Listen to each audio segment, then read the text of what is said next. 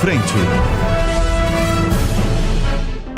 Olá, seja bem-vindo ao Linha de Frente. Eu sou Carla Secato e ao meu lado hoje estão Pietra Bertolazzi, Cristiano Vilela e Vitor Boaventura no nosso telão.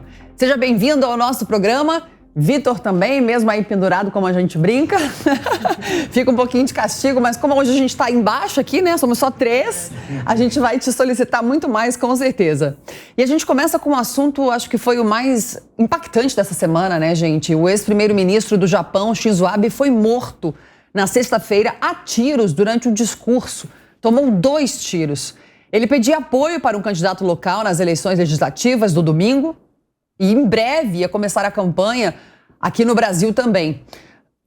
Aí eu falo para vocês, será que aqui no Brasil também os candidatos correm risco?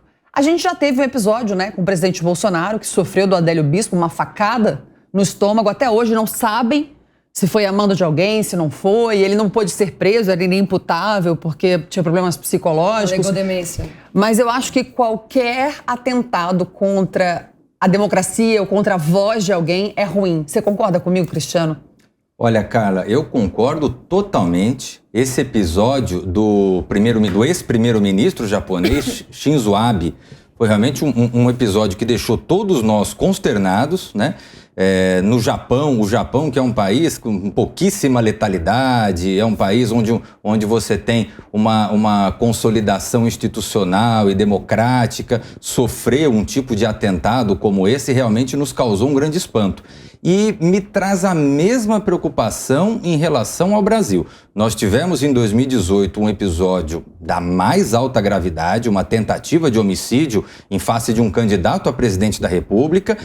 Nós estamos vivendo um momento de um debate muito à flor da pele, que é ótimo, que é bom, é natural, é democrático, mas não podemos deixar que o calor da discussão política ultrapasse os limites da racionalidade e chegue às vias de fato. Então, realmente, é algo que me preocupa muito e eu vejo que é importante que a segurança dos candidatos a presidente da República, especialmente, seja bastante reforçada e a mensagem que é passada para o eleitor seja bastante reforçada no sentido de que, olha, vamos criticar, vamos reclamar, vamos defender as nossas bandeiras, mas dentro do limite da civilidade. Pois é, e Shinzo Abe também estava em campanha eleitoral, né? Gostaria de ser eleito. Ele era um candidato conservador, já tinha sido outras 3 vezes eleito, uma figura querida no Japão.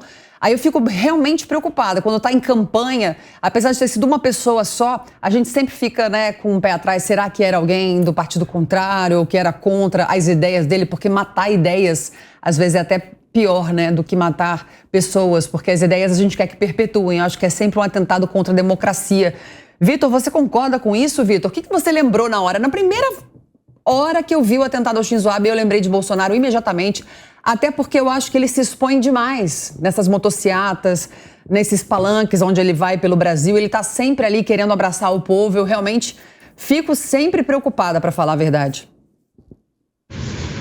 Boa noite, Carla. Boa noite, Pietra, Cristiano, todos os nossos assinantes. Realmente, o episódio nos traz lembranças muito preocupantes, né, com a vida do então candidato Jair Bolsonaro e também nos traz lembranças sobre outros episódios de violência política que vivenciamos no país naquele mesmo ano, né? Em 2018 também nós tivemos o assassinato da vereadora Marielle Franco no Rio de Janeiro e também o atentado a tiros à caravana onde estava o ex-presidente Lula quando ainda estava pré-candidato antes da prisão. No estado do Paraná, o seu ônibus foi alvejado com tiros. Então, a gente vê que a situação política da violência, ela traz muitas preocupações para nós, todos no Brasil, e o triste episódio com o ex-primeiro-ministro Shinzo Abe nos traz essa discussão que talvez seja até importante que isso já estejamos a partir de agora preocupados com isso, ou seja, não esperemos que algum fato ocorra no Brasil novamente para que comecemos a debater essa questão, ou seja, a violência política é uma realidade entre nós e é preciso que a gente encaminhe e enderece soluções a esse problema. Eu não consigo esquecer, gente, aquele vídeo do José Dirceu, ele falando que foi um erro nosso o atentado ao Bolsonaro. Eu não consigo. Disseram que não queria dizer nada. Como eu não queria dizer nada? Erro nosso. O atentado ao Bolsonaro foi um erro nosso. Erro de quem? Aliás, Pietra Bertolazzi, eu queria voltar a falar com você por causa dessa condenação do Adélio Bispo, que não foi bem uma condenação, ele nunca foi preso, né? Está numa instituição psiquiátrica. E a revista Cruzoé, uma época, chegou a dizer que um dos companheiros de cela ouviu dele falar que tinha sido, sim, um atentado pedido por uma facção criminosa, né? E aí não se foi comprovado, e agora até o dia 14 de julho eles têm que decidir, enfim, como vai ficar esse caso. O que você acha sobre isso tudo, Pietra? O caso, né, da facada do Bolsonaro é um assunto bem delicado, né? Ele suscita vários questionamentos. No fundo, o pessoal que quer mesmo se informar, o pessoal que vai atrás de informação, a gente no fundo sabe o que aconteceu, não dá pra gente ficar falando abertamente, né? Inclusive, o Brasil Paralelo fez um documentário agora na nova série deles, o Investigação Paralela, falando sobre o caso. Tudo leva a crer que sim, se sabe quem foi, mas a gente tem hoje uma máfia que comanda alguns partidos políticos. Então, não se trata também de, não se sabe, não tem investigação suficiente. Tem investigação suficiente, sim. Muitas pessoas sabem o que aconteceu, só que não se fala porque a gente sabe que não é interessante para uma boa parte de quem está ali atrás do poder hoje no Brasil. Mas é muito impressionante, né, Cristiano? Porque a gente tem um presidente que foi vítima do atentado, né? Mas essa questão... E nem assim se consegue resolver, né? Mas exatamente, aí que entra o interesse político, né? E eu também não gosto dessa história... quando a gente começa a falar que isso está acontecendo, esses atentados, esses crimes estão acontecendo em decorrência de um discurso polarizado, eu não concordo, até porque eu sou a favor do discurso polarizado, eu acho importante para o debate. E vamos lembrar que esse tipo de assassinato, a gente tinha o crime do regicídio, né? Que era um assassinato de um rei ou de uma rainha. Então, sempre existiu esse tipo de crime, de atentado contra quem quer que estivesse no poder. Então, imagina, Júlio César foi assassinado lá com 23 facadas no Senado, no meio de Roma, né? 44 anos antes de Cristo. Depois a gente teve uma série de reis e rainhas na era medieval. A gente teve no presidencialismo, né? O Kennedy. Teve o presidente do Haiti, que foi assassinado também recentemente, ano passado, se não me engano. Mas então uma coisa que no decorrer da história sempre aconteceu, não se trata de discurso polarizado, não, se trata de disputa por poder e é uma coisa do ser humano, né? Você infelizmente. Concorda, Vitor, com essa... Eu discordo, eu acho que a polarização, sim, inflama mais essas pessoas. Você acha que não? Vitor? Pois é, essa é uma questão. O discurso político, ele tende a liberar a violência para que ela aconteça, ou seja, a maneira como o discurso político é colocado é muito importante para a gente pensar o resultado disso, né, na maneira como as pessoas estão convivendo e disputando esses espaços por poder, como bem colocado pela Pietra, ou seja, nós precisamos sim da polarização, a disputa política é inerente à democracia, mas a maneira como essa disputa ela acontece, ela pode resultar em episódios de violência ou não.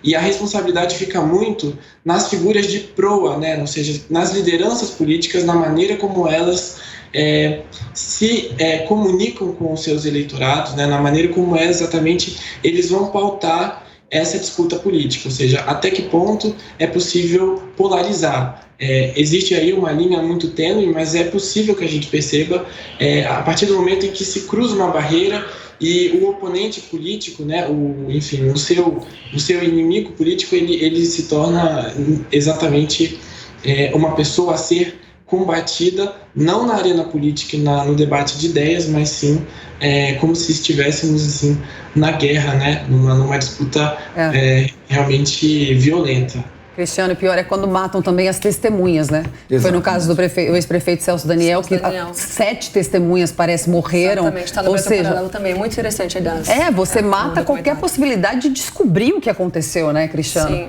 Sem sombra de dúvida. Tudo o que envolve ultrapassar o limite da racionalidade, da sanidade, é algo que a gente é obrigado a discordar e a manifestar uma opinião, uma posição, no sentido de alertar as pessoas para não ultrapassar esse limite. Eu vejo que é muito importante, especialmente as lideranças políticas, formadores de opinião, que tenham muita clareza de que vamos discutir política, vamos criticar, fulano é bandido, fulano é ladrão, fulano é isso, fulano é aquilo, não tem problema nenhum, é importante, é legítimo, é democrático, é saudável. Agora, eu não suporto esse tipo de fala que às vezes se tem por aí, por exemplo, precisamos matar tal pessoa, eu quero matar os adeptos de tal corrente. Não, mas essa figura de linguagem, ninguém quer matar ninguém. Não, quer dizer, algumas querem, né, como a gente viu. Como a gente vê, eu vejo que as lideranças políticas... Mas eu não gosto nem quando usam esses termos, sabia? Exato, as lideranças políticas, bem, os formadores de opinião... Você está ali no debate político, público, as pessoas estão, naquele momento, inflamadas, elas querem expor a opinião de forma bem sucinta, né, de forma bem... Mas aí, Pietra, é a teoria da manada.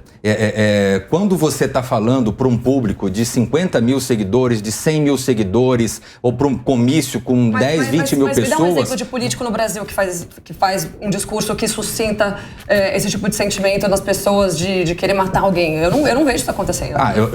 Existe diversas passagens. Eu me lembro até de passagem que a gente já discutiu aqui no programa. Verdade. Exatamente. Maria Flor, lembra? Maria Flor, é a pessoa que está me vindo à cabeça. Exato, tem que matar os adeptos. Arrastar a cabeça no chão. Mas, gente... Mas ela está falando, ela está expondo a opinião dela, expondo o ódio dela. Aí eu vejo que é o limite. Eu vejo que formadores de opinião... Formadores de opinião, especialmente, formadores de opinião... tem que ter esse tipo de cuidado. Eu conheço. É a questão eu entendo, do efeito manada que isso leva na sociedade. Então, eu acho que é importante a gente destacar isso. Mas e quem que vai definir até onde uma pessoa pode discursar no ódio dela? Olha, assim, eu coloco duas coisas, Petra. Primeiro, uma coisa que eu estou dizendo é o alerta, a responsabilidade que todos têm que ter, tá?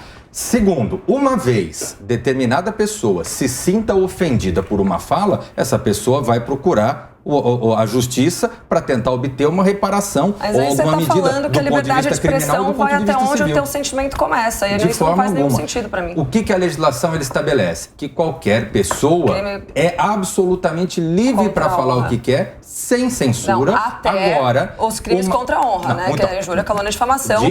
O que, na verdade, essa lei não deixa de ser uma censura. A pessoa é livre para falar o que quer. Agora, tem que arcar com as consequências. Todos os adultos têm que arcar com as suas consequências. Então, o que define o que é ofensivo e o que não é?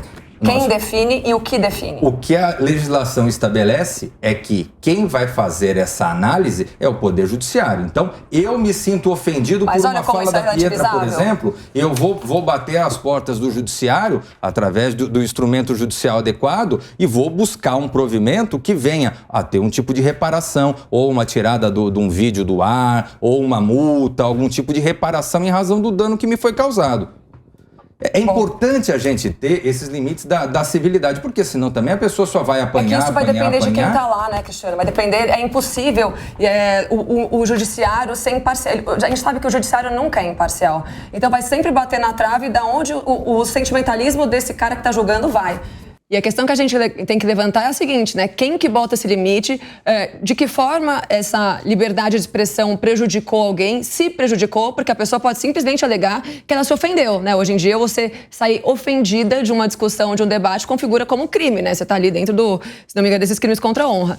Então, a gente tem que lembrar também que quem tá julgando é um homem, quem faz leis são homens, e homens são falhos. Então, a tendência é que a pessoa que for julgar esse tipo de crime de liberdade de expressão vai sempre levar para o âmbito que ela defende, né, para as ideologias dela, para os ideais dela, enfim. Então, de certa forma, não, é um completo tolimento de liberdade de expressão. Então, eu não sou de forma alguma e nunca vou ser a favor desse tipo de lei.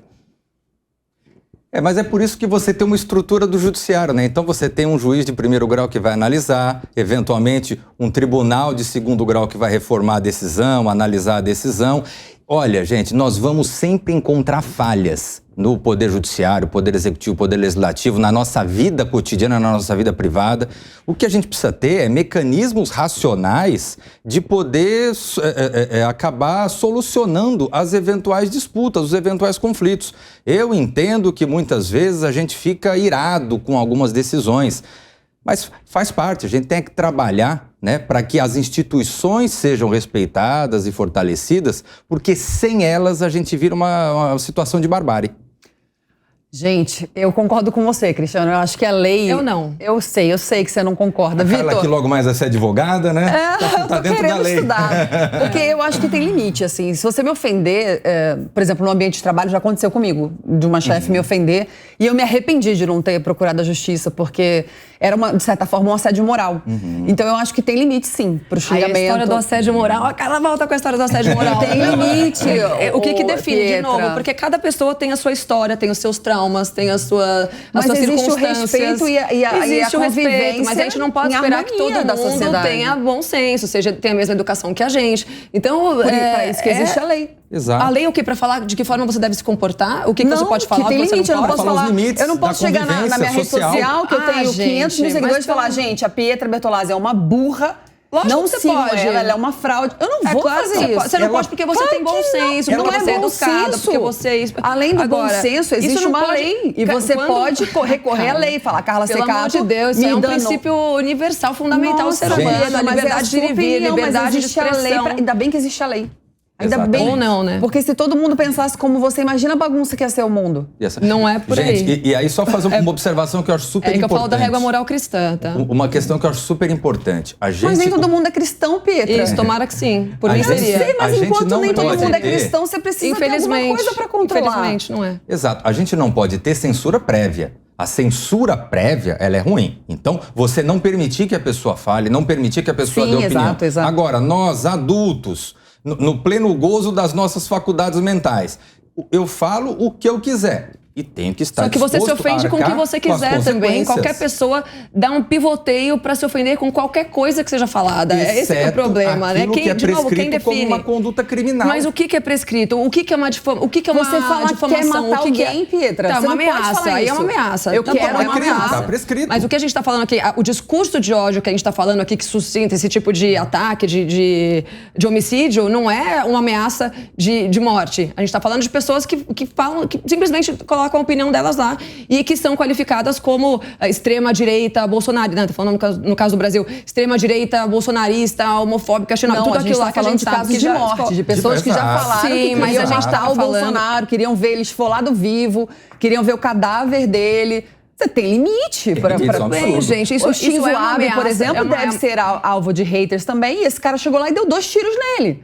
Ou você acha que esse cara fez isso porque ele foi encorajado por uma corja ali da oposição? Não, o que a gente está falando é que existem limites, tanto para ofensa verbal quanto para ofensa física. Não, física eu concordo. Que pode levar à morte. A gente entra no âmbito da segurança pública, né? Aí eu concordo, também não é. Agora, limite para liberdade de expressão, eu discordo plenamente. Para eu mudar de assunto, só vou perguntar para o Vitor, para ver se ele é o voto de Minerva. Vitor? Olha, eu voto aí no Cristiano no seguinte sentido.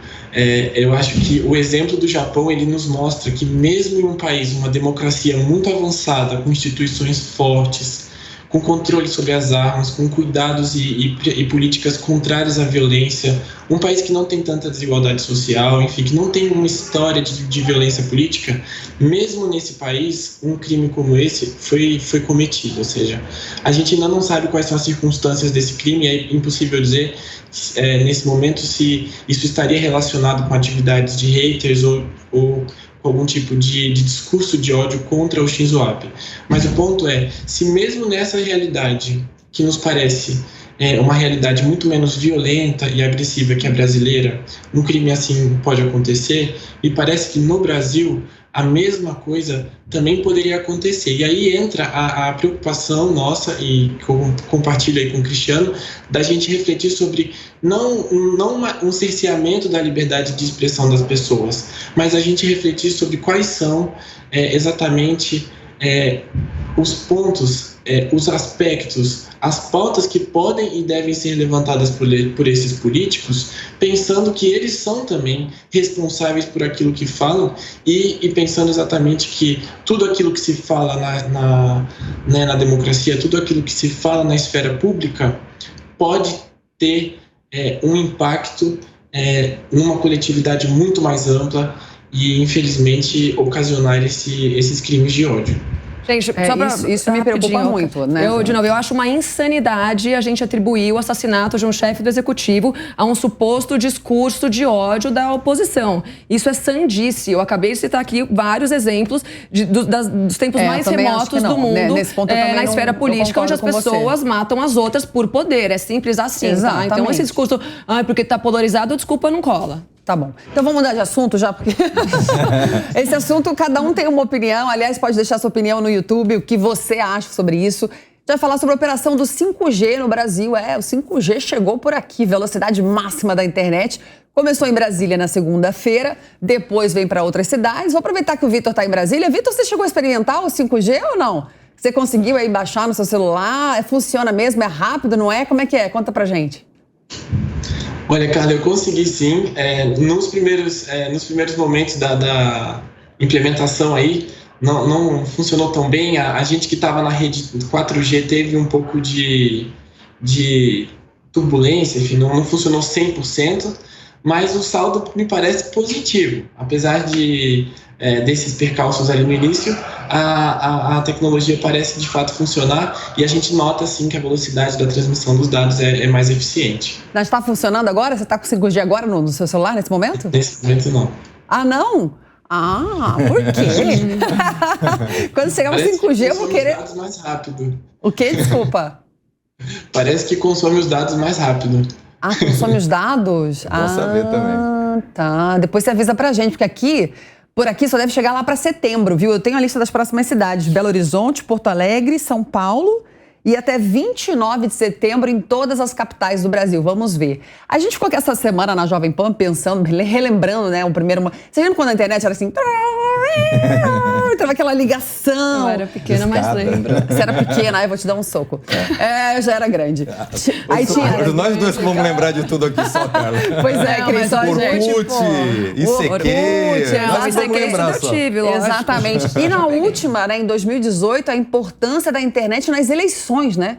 O presidente Bolsonaro praticamente ganhou as eleições na internet. Até hoje ele se utiliza dessa ferramenta, até por necessidade, porque a imprensa, 90% é totalmente contra ele, não divulga nada de bom que ele faz no governo dele.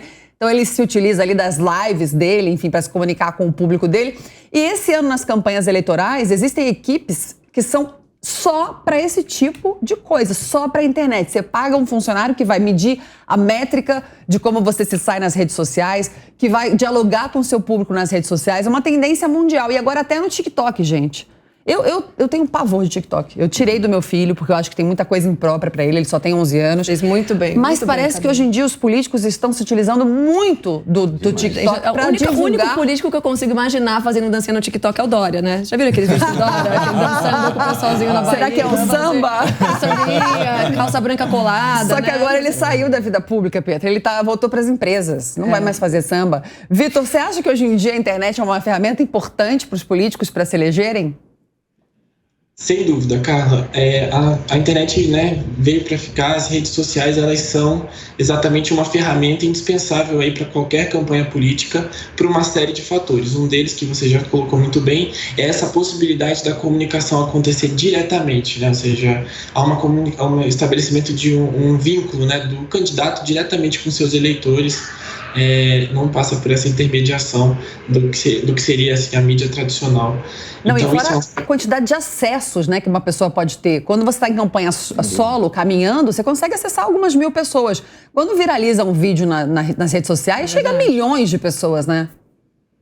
Exatamente, tem esse efeito também, né? Aumenta muito a eficiência, porque com um orçamento reduzido você consegue atingir muitas pessoas de uma maneira praticamente instantânea, né, simultânea. Então, isso é fundamental. E me parece que tem um aspecto também muito positivo, que é justamente você mudar a estratégia de comunicação e transmitir as ideias de uma maneira mais casual. A gente tem visto, né, os políticos menos assim no personagem, né?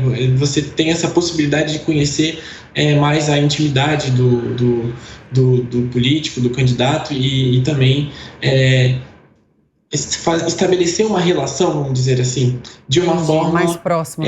Mais próximo. Cristiano, não é ridículo um político usar o TikTok? Eu não queria falar nada, mas já que você falou, vote em mim! Lá.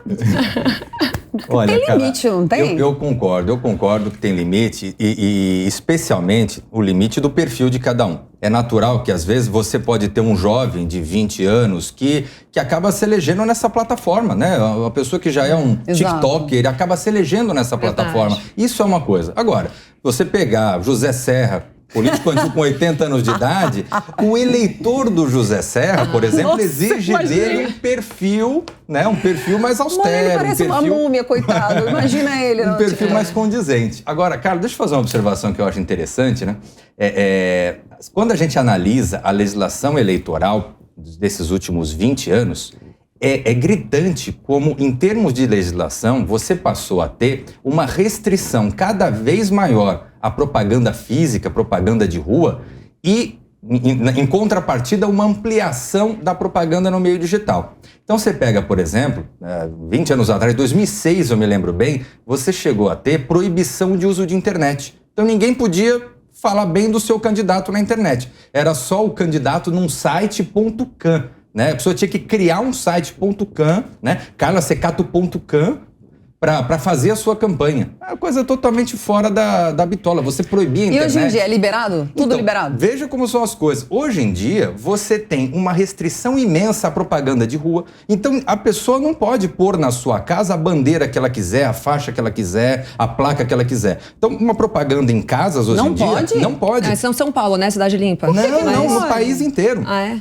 Na sua residência, você só pode ter um adesivo na sua janela de até meio metro quadrado e só. Você tá brincando, eu não sabia que Verdade. Não podia. No seu carro, você pode ter um adesivo de um lado ou de outro lado, porque você tem a questão do campo visual, não pode ser maior do que 1 metro quadrado, e o perfurado na extensão do vidro traseiro. Sério? Então, quando a gente pensa, quando a gente lembra daquelas... Bandeira do Brasil pode? Sim, bandeira do Brasil pode. As bandeiras podem. Mas quando a gente lembra daquelas campanhas antigas de pintura de muro, de faixas espalhadas aí pelos viadutos, pelos postes... mas que bom, né? Porque era horroroso mais. Também aquilo. Então, mas eu só tô querendo fazer uma comparação, porque, em paralelo, você passou a ter na internet hoje uma preponderância. Na internet pode tudo, desde que não seja... Pode tudo, desde que não seja. Aí tem o limite da liberdade de expressão. Eu, por exemplo, eu posso dizer qual é o meu candidato? À vontade. Sério? Você na sua... Agora ainda não, porque agora não estamos no período eleitoral ainda. Pré-campanha. Agora, mas tem um monte de artista dizendo qual é o candidato? Sim, a livre manifestação pode dizer. Eles fazem... Ué, pode ou não pode? Não, eles fazem aquele L assim. Não faz, Letra, obrigado. Mas assim, é sutil, ele não pode falar. Tanto que os que fizeram sofreram risco de correr processo e tal. Falam. Não, mas o fato, assim, claro, já também mas pode ou não pode, Cristiano? Não pode. Gente, não pode fazer propaganda até o dia 16 de agosto? 16 de agosto que começa a campanha. Agora, você vê, hoje em dia, na internet, não sendo página, perfil, site de pessoa jurídica e não sendo propaganda paga, então a Carla Secato não pode impulsionar uma propaganda política. Agora, a livre manifestação, se você quiser todo dia fazer uma postagem falando do seu candidato, pode. Se a Pietra quiser todo dia fazer uma postagem falando do seu candidato, pode. Então você vê que o campo da internet se ampliou muito mais. Antigamente, você fazia comício, você fazia um showmício, né? Você trazia um artista, uma banda para animar aquelas 3, 4, 5 mil pessoas que cercavam o candidato. Agora não pode nada disso. O comício até pode, mas ninguém consegue mais juntar pessoa. Ou poucos candidatos conseguem. Você não pode mais ter show, não pode ter mais distribuição disso, distribuição daquilo. Não pode? Não pode. Então, onde você vai ter... Onde você vai ter... Não pode mais? Não, Santinho pode. Mas distribuição de algum benefício... Brinde, uma camiseta, uma réguazinha, camiseta não pode. Não pode mais. Configura como compra, né? De voto. Gente, é chato isso, né? Vendeu voto por um chaveiro, a limitação da liberdade de expressão é ruim, né? Eu concordo que é... Entendi. Não. Você tá defendendo a liberdade de expressão. Mas eu não tô falando pra matar ninguém. É totalmente tá defendendo o discurso de Ô, Vitor, você tá muito caladinho. Interrompe a gente, Vitor. Não precisa pedir pra falar, não, meu filho. Grita assim, Vou pensar aqui formas de intervenção aí pra não precisar interromper. Mas olha, essa discussão, ela realmente dá pano pra manga, né? Porque, sobretudo nessa questão das redes sociais, a discussão sobre os limites, a liberdade de expressão, enfim, ela fica ainda mais ressaltada. Porque qual é até que ponto você pode ir, como fazer para, enfim, como se dá esse apoio, realmente uma linha tênue, né? O que a gente vê a princípio você tem que resguardar nesse momento, né? Não se pode divulgar ainda informações sobre os candidatos e também fazer campanha deliberada. Mas realmente seria impossível, talvez, inibir essa manifestação espontânea aí, ainda como bem. o Cristiano falou. O que é ser velho? Isso é muito relativo, né? Mas no mercado de trabalho, infelizmente, é bastante importante e levado em conta. Hoje em dia, por exemplo, né, gente, se um recrutador pega um currículo de alguém que tenha mais de 60 anos, que nasceu em 1962, por exemplo, provavelmente o currículo nem vai para frente. Infelizmente, né? Porque a pessoa tem muito mais experiência. Agora, vamos pensar de uma coisa. Sabe quem nasceu em 62? Tom Cruise. Tom Cruise fez 60 anos, Vitor. E acabou de estrear esse filme aí, ó.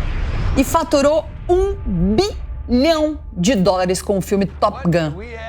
Estourou nos cinemas. Dizem que ele está super bem, como nunca antes. Claro, né? Eu vou revelar aqui, trabalho em televisão, gente, que existe luz, existe filtro. Tá? Então, pessoalmente, às vezes você tomaria um susto. Mas no filme ele arrasou, estourou nas bilheterias aí $1 bilhão. Ou seja, vamos trazer para o Brasil e para outras profissões. Na nossa profissão, por exemplo, de jornalista, é muito complicado, né? Eles costumam tirar pessoas quando estão mais velhas do vídeo. Viu, Jovem Pan? Se vocês me tirarem quando eu ficar bem velhinha, eu vou processar vocês. Mas, brincadeiras à parte, infelizmente no jornalismo são raros os casos de apresentadores, repórteres mais velhos, o que é uma pena, porque tem muita história para contar, muita experiência. Mas hoje em dia, as redações estão sendo tomadas por jovens por conta da internet, né? Das redes sociais, dos sites de notícia. É por uma questão técnica também, né? Por uma questão técnica, mas eu acho que é uma pena, porque eu acho que dá pra balancear as duas coisas. Vocês acham que não? Eu vou começar com o Cristiano. Cris, acho que nós somos os mais velhos da mesa. 44? 41. 40... Nossa, eu sou mais velha! Não. Pronto, eu sou mais velha. A gente sofre um pouco, né? Hoje em dia eu sou tida como uma... eu te assistia quando eu era pequenininha. Veterana. O que é um susto pra mim, porque eu me sinto super jovem.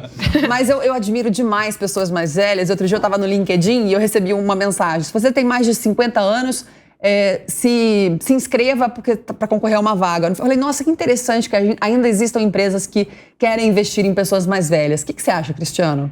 Olha, Carla, eu concordo com essa sua reflexão. Eu acho que é importante a gente analisar, especialmente à luz de uma realidade onde a gente vive atualmente, de uma sociedade cada vez mais longeva. Então, hoje em dia, o sexagenário, né, do nosso tempo de infância, Carla, a vovozinha, né, a vovozinha... 40 anos já era velho, né? Exatamente. Minha avó só usava saião, vestidão, coque com 40 anos. Aquela figura clássica da vovó.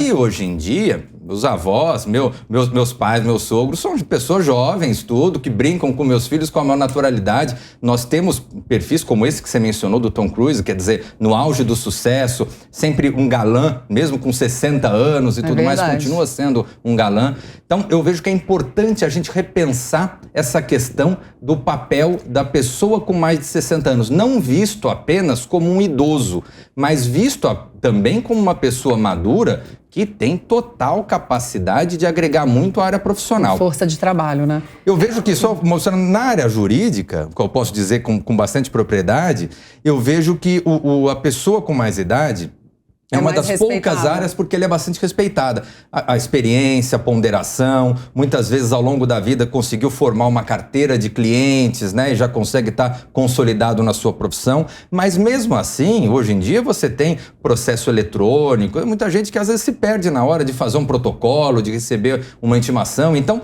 é algo realmente difícil, né? Algo só contratar um estagiário, gente. Sem dúvida. Pra ajudar. Sem dúvida. Eu acho que tem que ter os dois, né? Vitor, quantos anos você tem, Vitor?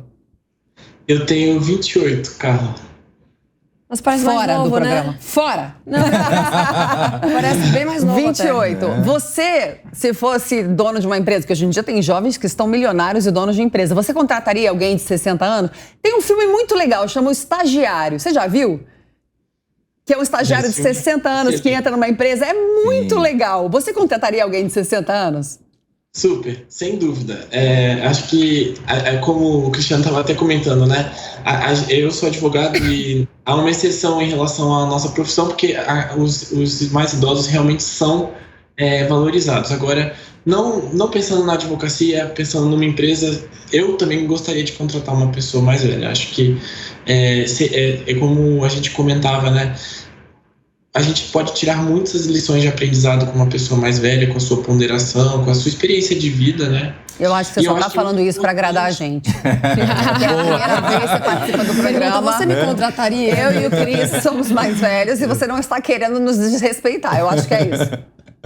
Olha, inclusive eu tenho a minha expectativa de chegar nos 60 e parecido com o Tom Cruise, né? Já tá no caminho, viu? O topete você já tem. Maravilhoso. O topete já tá no meio do caminho. O Tom Cruise tá bem mesmo. Infelizmente, ainda não assisti o filme. Vou assistir. Mas não é só no âmbito da profissão também, né? Hoje em dia, né, com a tecnologia estética, você não parece mais uma pessoa de 60 anos. Eu tenho uma amiga de 60 que ela tem um corpo fenomenal. Assim, uma mulher que dá um banho em várias meninas de 20 anos. Então, não só em relação a isso. Tem uma teoria, na verdade, política, né, que chama Janela de Overton, que é política, mas dá para trazer para cá, né? Porque ela fala que você muda a percepção da sua opinião de acordo com a movimentação dessa janela. Então, você está velha em relação a quê? Às vezes uma menina de 30 anos está velha para virar uma pianista profissional, mas ela está nova para começar, acho que até uma carreira, não sei, jornalística, não sei. Mas então isso é relativizar. Uma das poucas coisas que eu considero relativizáveis é essa questão da idade mesmo, eu acho que hoje em dia não tem idade para começar nada. Você pode começar qualquer coisa em qualquer idade. Eu acho que a única limitação que, infelizmente, a gente sente mesmo é a física, né? O meu joelho, por exemplo, não me ajuda mais. Eu amo dançar, não posso mais dançar como eu dançava antes. Amo correr, não posso mais correr porque eu tenho um problema sério nos dois joelhos. Eu acho que a única coisa que nos limita hoje em dia seria a física, né, Cristiano? Porque mentalmente eu me sinto muito viva, enfim, com o meu físico eu me sinto muito bem, aliás, melhor do que antes. Quando a gente é novinha, né? Já, eu tenho isso, tem aquilo. Será que o menino vai achar? Às vezes você não acha nada. Eu que tô bem, eu tô feliz, tô com... né, Cristiano? Tá ótimo. Porque a maturidade, ela te dá uma liberdade também, né? Você não se sente mais tão cobrado, você já sabe quem você é, aonde você quer chegar, o sossego que você quer. Você já não tem mais tanto... se preocupa tanto com o que os outros pensam, né? O que é uma grande liberdade, né? E hoje em dia, Carla, a pessoa, ela passa a maior parte da vida nessa vida mais madura. Então, dentro de uma expectativa de vida de 60 anos que se tinha 50 anos atrás, hoje você tem essa expectativa de 80 e em situações até de melhor qualidade de vida, até superar esses 80 anos. Então, você tem muita gente que passa ali dos 35 aos 70, 80 anos, lúcido, ativo e com capacidade de entregar muito. Claro, algumas áreas, questão que exige um condicionamento físico, talvez seja mais difícil. Mas, por exemplo, no que exige a maturidade para um pensamento intelectual, para uma formulação de ideias, uma ponderação, quer dizer, tem um baita espaço, um baita campo para ser ocupado pelas pessoas que ocupam a terceira idade, que já não é mais a terceira idade, que é uma segunda idade espichada, né? É verdade. Até porque a gente tem mais inteligência emocional, né? Eu vejo esses jovens hoje em dia, eles sabem tanto de internet, mas sabem tão pouco de si mesmos e da vida, enfim. Eu acho que é por isso que é legal balancear aí os dois. O Vitor Boaventura tem uns dados pra gente, né? Demográficos. Você tem, Vitor? Fala aí, a população do Brasil tá envelhecendo, né? Exatamente. Os dados do IBGE, eles demonstram que a nossa pirâmide demográfica, né, a nossa pirâmide etária, que é a foto da idade da população brasileira, ela está mudando, ou seja, a nossa população está envelhecendo. E isso significa que a gente deve se preparar, assim como nós individualmente nos preparamos para essa fase da vida, né? Claro que agora com todos esses benefícios, com muito mais qualidade de vida, produtividade, etc., mas a população brasileira também, a gente deve coletivamente pensar esse nosso momento, ou seja, esse envelhecimento da população.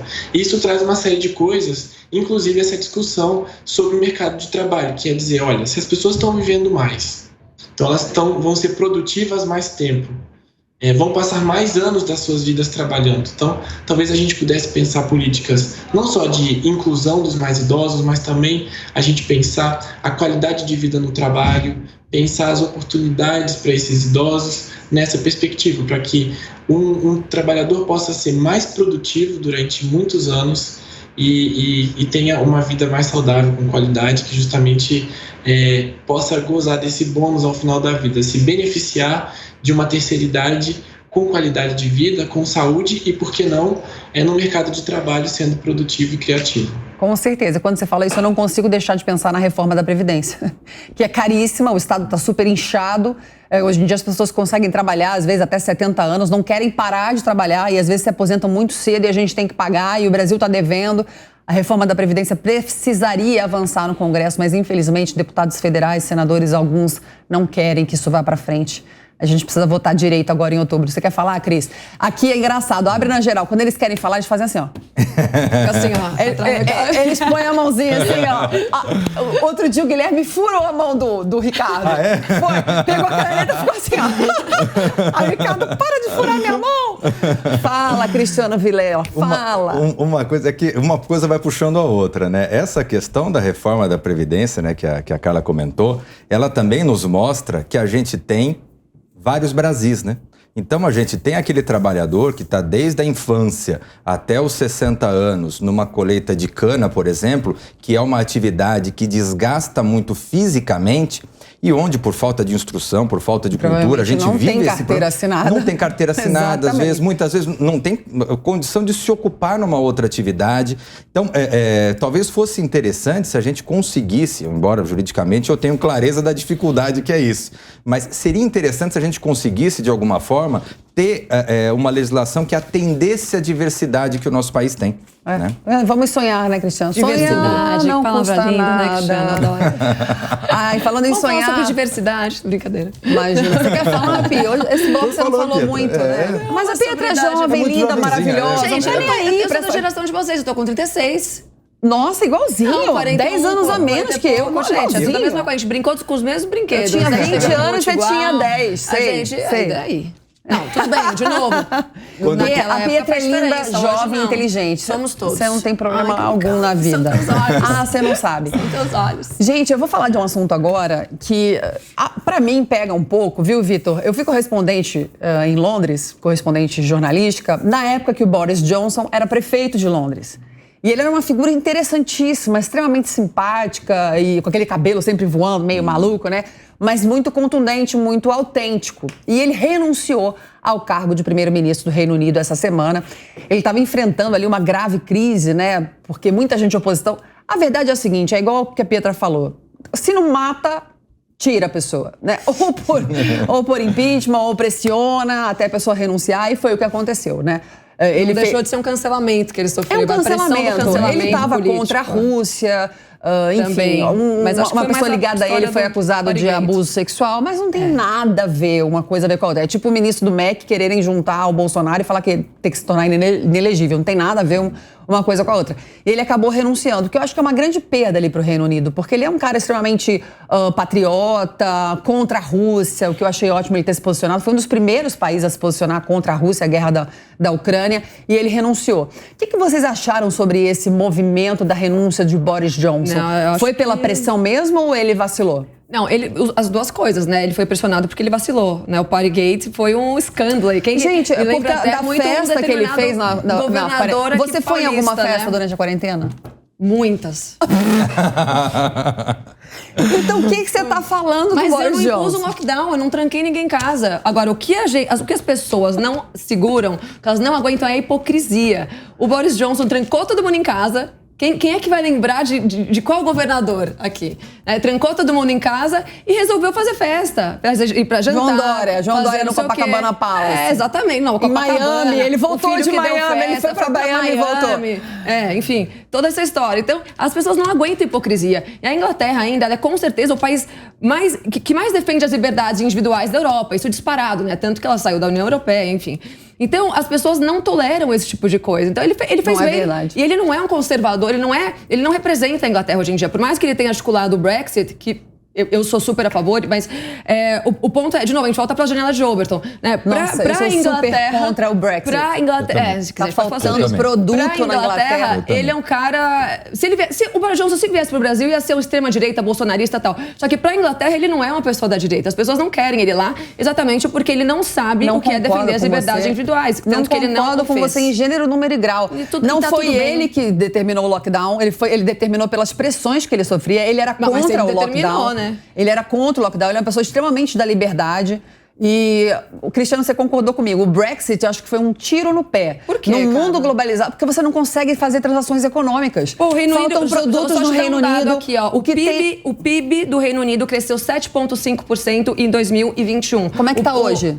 Tá maravilhoso, tá Não, só bem não tá. crescendo. Eles Cara, eu estão almocei com uma pessoa que inflação. mora lá, aliás, Rose Verde, beijo pra você, uma amiga minha que mora em Londres. Ela confirmou tudo que eu tô falando aqui. Ela falou que a economia ela tá maravilhosa, todos Não os restaurantes tá maior estão crise, lotados, tá com o comércio inflação, tá maravilhoso, as desemprego lojas voltando, abertas, tá atentado tudo nas maravilhoso. ruas. Não, Não isso é tá. outra coisa. A gente tá falando da economia. Não. Então, o único problema, o que você defende, o que você é contra o Brexit é a questão econômica. Ah, vai prejudicar economicamente. Não, muito pelo contrário. Eles estão voando hoje depois do Brexit. Não teve nenhum problema econômico, não teve crise econômica, tá tudo acontecendo perfeitamente bem no âmbito econômico.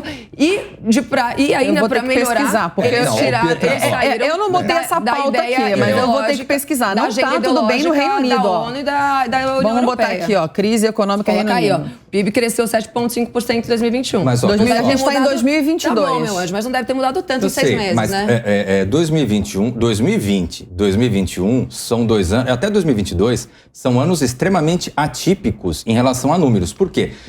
Depois de 2020, onde todo mundo caiu, é natural que em 2021 todo mundo subiu. Né? Então, esse dado, falando apenas o número... Eu só vejo se desgraça for esse aqui, ó. dado, pois é. Eu só coloquei crise econômica Reino Unido. É o quarto meu aumento Deus. consecutivo no custo de empréstimos e maior em 13 anos. Crise de falta de produtos Aqui, ó. e de trabalhadores, além dos efeitos da PIB. Covid. Alta Você no vai me custo fazer de dar um vida Google leva agora, milhões à beira. Olha isso. Gente, só PIB tem Reino à Unido, beira do colapso 2021. financeiro. Exato. Tá a crise lá. Aqui, Vou ó, chamar o tem- Vitor, vai, que a gente tá quebrando o pau aqui. Vitor. Vai lá, Vitor. Ó, Vitor, eu Só não um sei por que instantinho o aqui, ó, GC só. tá assim, ó. Crescimento do PIB do Reino Unido no quarto trimestre de 2021 atinge nível, não sei o quê. O PIB você do tá Reino se Unido cresceu focando só no PIB. 7,5% em 21. Ué. Vamos lá. Crise no Reino Unido pode repercutir no Brasil? Eu não entendi essa pergunta, mas eu respeito o meu chefe. Eu acho que não tem nada a ver uma coisa com a outra. Mas o que você acha, Vitor? Carla, me parece que essa pergunta ela tem um viés assim de querer saber se politicamente o que aconteceu com Boris Johnson pode ter uma repercussão no Brasil. Me parece que num primeiro momento não. Sobretudo porque se a gente analisar o sistema Ô, de Vitor, governo... eu vou te interromper porque meu chefe me explicou. Eu gosto tanto do meu chefe. Beijo, meu chefe. Ele me explicou aqui no meu ponto. Na verdade, é o seguinte, porque lá, uma das pressões é que uma das pessoas próximas a Boris Johnson foi acusado de assédio sexual e isso teria atrapalhado. E aqui a gente teve a questão lá da Caixa Econômica, né? Do presidente da Caixa Econômica, tiveram o caso do ministro do MEC, lá. Então ele estava querendo fazer esse paralelo. Agora eu entendi, tá super bem explicado. Puxando o saco do chefe. O que você acha, Vitor? Você acha que é um caso parecido? Dá para transmutar para cá, para o Brasil ou não? Olha, de certa forma é possível sim, porque as circunstâncias em que se deram os fatos são parecidas, né? Uma pessoa próxima do ambiente ali do governo que se envolve num escândalo de denúncias em relação ao assédio sexual. Agora, é importante a gente ter clareza de que o que derruba o Boris Johnson não é apenas esse evento, né? Esse escândalo. Foi o último escândalo de uma sucessão de escândalos que ele, de uma maneira muito habilidosa, conseguiu se desviar. Então, desde o Partygate, como uma série de denúncias que foram sendo reveladas em seguida, e ele vai de uma maneira muito habilidosa e ainda com o apoio do seu partido, ele consegue ir ultrapassando elas. Inclusive, ele abraça muito fortemente a causa da guerra da Ucrânia, né, defendendo os ucranianos contra os russos, uma tentativa de se colocar como um líder internacional renomado, liderando essa resposta das potências ocidentais à ofensiva russa contra os Estados Unidos. Agora, se a gente analisar que esse fato trouxe sim um elemento a mais e que acabou resultando na sua renúncia, isso, de certa forma, nos coloca a questão aqui no Brasil. Quer dizer, será que esses escândalos tão próximos ao presidente Bolsonaro podem, de alguma forma, enfraquecê-lo, seja nesse momento atual ou mesmo nas eleições de 2022? Acho que essa aí é a pergunta de $1 milhão. Eu acho que não. Só posso colocar uma outra coisa que eu lembrei, na época até fiz um post a respeito. há um ano e meio, se não me engano, o Boris Johnson estava defendendo a inclusão de agendas de ideologia de gênero, né? Uma agenda de aulas, inclusive com pautas LGBT em escolas primárias na Inglaterra. Então você imagina para um povo conservador como o inglês ouvir um negócio desse do Boris Johnson. O nego fica maluco, é óbvio que não vai aceitar. Então não se trata só da questão desses escândalos pontuais, se trata já de um passado recente do Boris Johnson de abraçar pautas extremamente progressistas que nada tem a ver com a proposta que ele, né, com tudo que ele se predispôs quando ele subiu ao cargo que ele está. É muito mais uma pressão dos oponentes do que, eventualmente, algum deslize não dele. Não é da oponência, não. Se você o pessoal assiste da base qualquer conservadora série, não gosta já dele. assistiram alguma série? Eu assisti Winston Churchill, eu gosto daquela série The Crown. Sempre ali, né, quando aí o primeiro-ministro, quando tá numa crise, vai falar com a rainha praticamente, né, só dá aquela vernizada. Quem manda mesmo ali é o parlamento, né? O parlamento britânico, as forças contrárias que se jogam ali. E realmente, quando sai o primeiro-ministro, é porque não está aguentando a pressão dos contrários, né? A gente tem que entender que a realidade de cada país, muitas vezes, é diferente da nossa realidade. Então, nós tivemos esses dias, num dos últimos programas, uma discussão sobre a questão do aborto nos Estados Unidos, onde nos Estados Unidos a gente tem uma lógica federativa totalmente diferente do Brasil. A gente tem que pensar com a cabeça norte-americana e não com a cabeça brasileira. No caso agora da Inglaterra, nós temos que pensar que lá a gente vive um sistema parlamentarista, onde o primeiro-ministro ele tem que ter o apoio do parlamento. Exato. Sem a maioria do parlamento, o primeiro-ministro cai. Nós temos episódios na Inglaterra e no mundo inteiro, em diversos países que adotam esse sistema, de chefes de Estado que permanecem pouquíssimo tempo, ou que articulações políticas fazem cair o chefe de Estado. Então, muitas vezes, para além de um aspecto de uma medida ou outra, se ele perde apoio, acaba não tendo condição de se manter. Então a gente tem que entender sob esse viés. Por isso que eu vejo que essa situação ela é bastante diferente do Brasil. No Brasil, dentro de um sistema presidencialista, nós temos mandatos bem definidos, nós temos apoio popular que é muito direcionado à figura do chefe de Estado, do presidente da República. Então, eu vejo que é um contexto bem diferente do contexto brasileiro. Mas eu acho que aqui também a gente tem visto como é difícil governar, né? Bolsonaro, desde que assumiu a presidência, tem sofrido investidas fortíssimas do STF, o Congresso não aprovava nada que ele mandava para lá. Por isso, a importância de bons deputados federais e senadores. Eu vou encerrar o programa, falta pouquinho para acabar, com o último assunto, justamente em relação a isso. Eu adoro saber a opinião dos outros, principalmente quando são contrárias a mim. Eu acho que eu sou uma das poucas pessoas que gosta do contrário. Porque eu acho que é no contrário que a gente cresce. O diálogo é muito importante. Bolsonaro disse, em conversa com apoiadores, saindo ali do Palácio da Alvorada, que graças a ele, se não sou eu, abre aspas, né? Se não sou eu, esse Brasil já estava no buraco. O que vocês acham? Alguma mentira?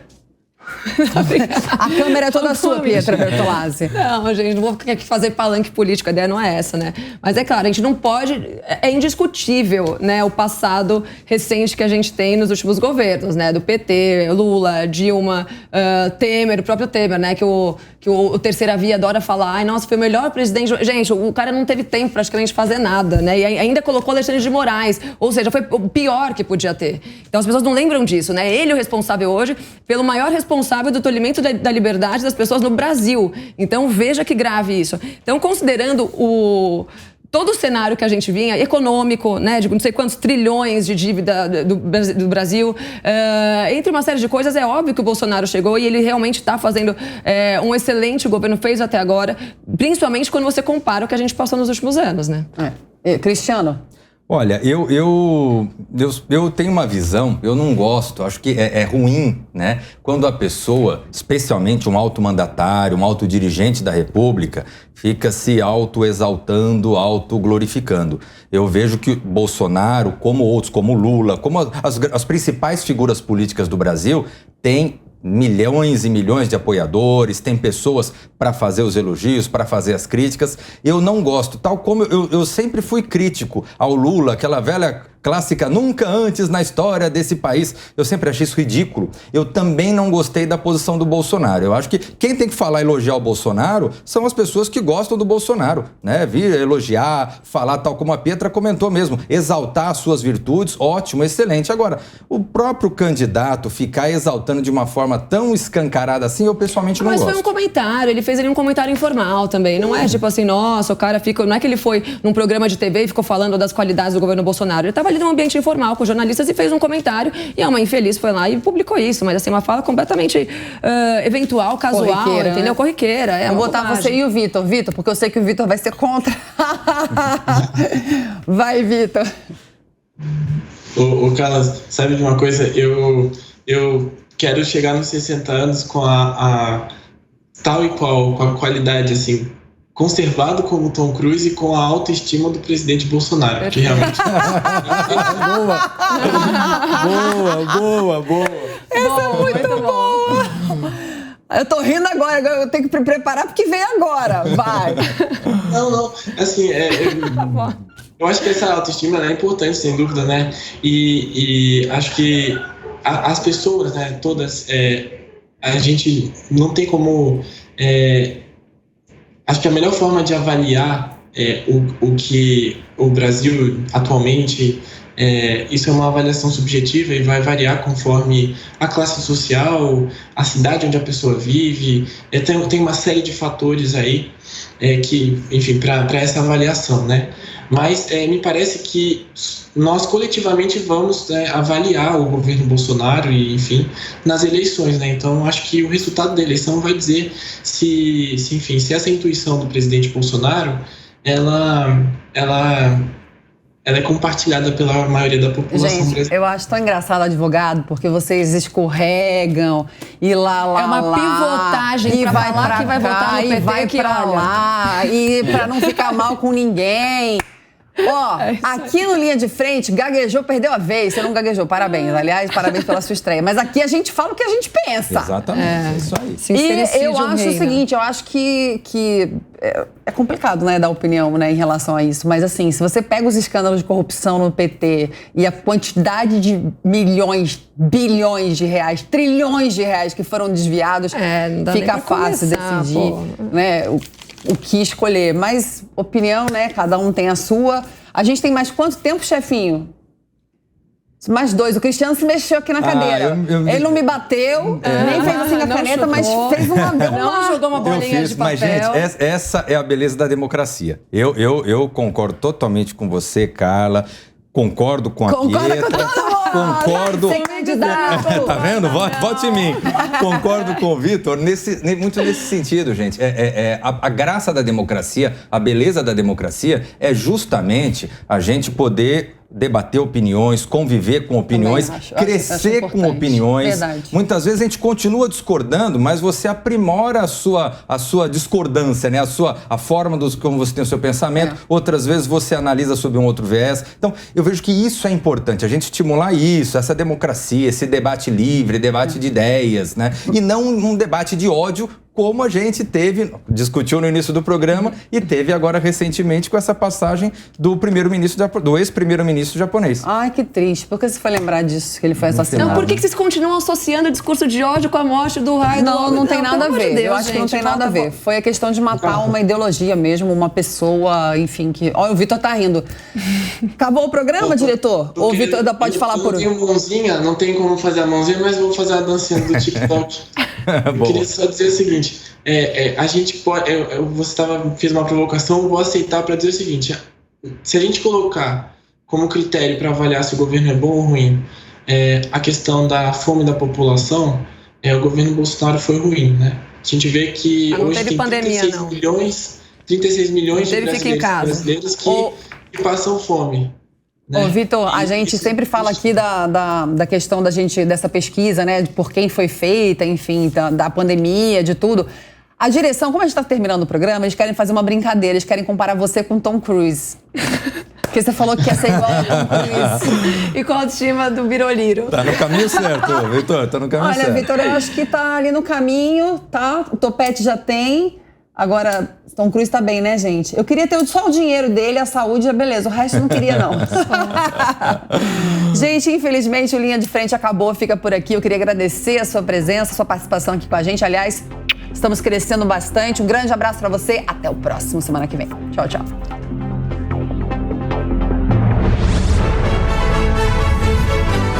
Linha de Frente. A opinião dos nossos comentaristas não reflete necessariamente a opinião do Grupo Jovem Pan de Comunicação. Realização Jovem Pan News.